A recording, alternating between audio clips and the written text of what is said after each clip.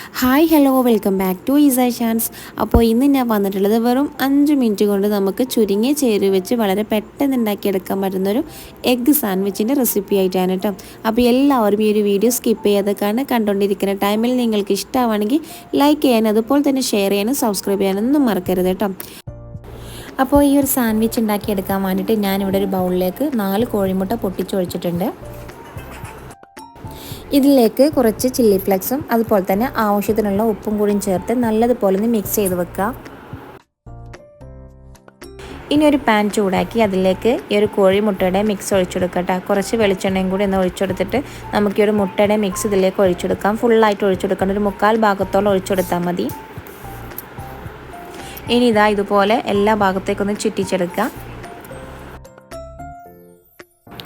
ഇനി ഇതിന് മുകളിലായിട്ട് നീളത്തിൽ കട്ട് ചെയ്തെടുത്ത ക്യാരറ്റ്, ക്യാപ്സിക്കം, സവാള, ടൊമാറ്റോ അതുപോലെ തന്നെ കുറച്ച് ക്യാബേജ് എല്ലാം കൂടി ഇതിൻ്റെ മുകളിൽ ഇതുപോലെ ഒന്ന് വിതറി കൊടുക്കുക. ഇനി നിങ്ങളുടെ കയ്യിൽ വേറെ ഏതെങ്കിലും വെജിറ്റബിൾസ് ഉണ്ടെങ്കിൽ അതൊക്കെ ഇതുപോലെ ഒന്ന് ഇഷ്ടമുള്ള രീതിക്ക് കട്ട് ചെയ്തെടുത്തിട്ട് ഇതിൻ്റെ മുകളിൽ ഒന്ന് ഇട്ട് കൊടുക്കുക കേട്ടോ. ഇനി ബാക്കി വന്ന മുട്ടയുടെ മിക്സും കൂടി ഇതിൻ്റെ മുകളിലായിട്ട് ഒന്ന് ഒഴിച്ചെടുക്കുക കേട്ടോ. ഇനി നമുക്കിതൊന്ന് അടച്ച് വെച്ചിട്ട് ഒരു മിനിറ്റ് ഒന്ന് വേവിച്ചെടുത്താൽ മാത്രം മതി. പിന്നെ ഇതിൻ്റെ മുകളിലായിട്ട് ഞാൻ കുറച്ച് വെളുത്ത എള്ളും കൂടി ചേർക്കുന്നുണ്ട് കേട്ടോ. ഇത് വേണമെങ്കിൽ ചേർത്താൽ മതി.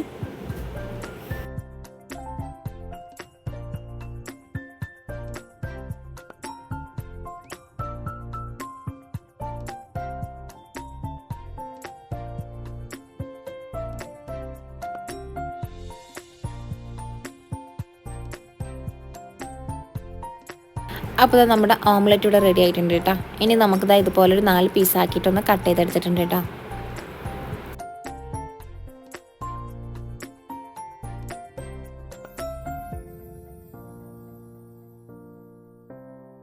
നമുക്ക് സാൻഡ്വിച്ച് റെഡിയാക്കി എടുക്കാം. അപ്പോൾ അതിന് വേണ്ടിയിട്ട് ഞാനിവിടെ ബ്രെഡ് എടുത്തിട്ടുണ്ട് കേട്ടോ.